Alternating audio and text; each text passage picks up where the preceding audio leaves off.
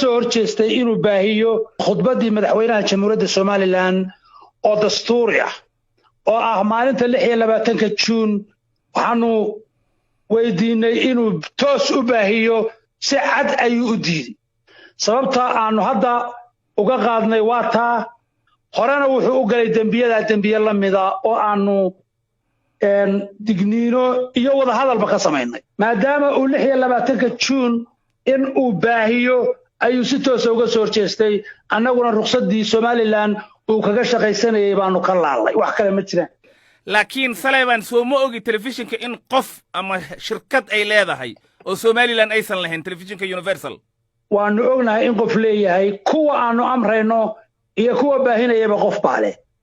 waxa weeye shirkaduhu inay private yihiin laakiin maalinta marka ay joogto national dayska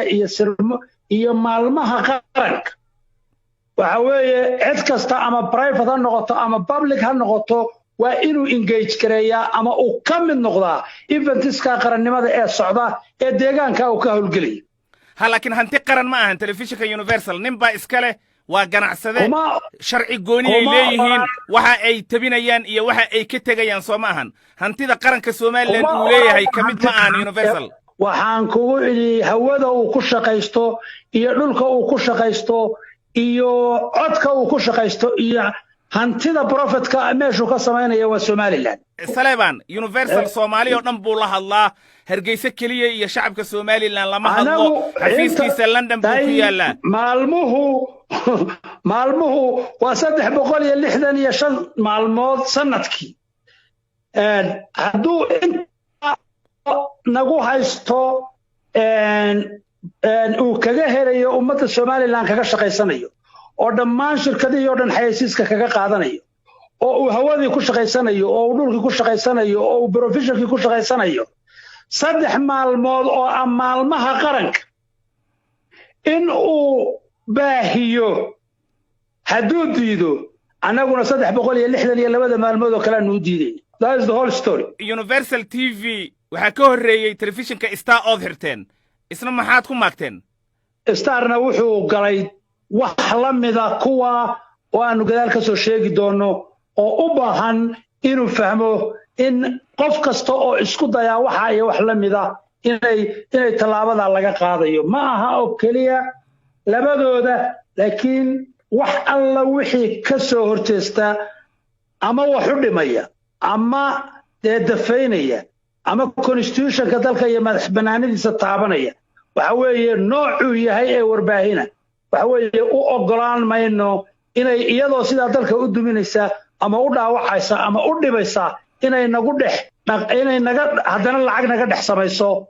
sidaad u hadlayso waxaad moodaa nidaam dictatori oo kala ah Saleeban adduunyadan casriga ah horumartay dimuqraadiyaddii hantida gaarka loo leeyahay iyo hantida dawladda la kala garanayo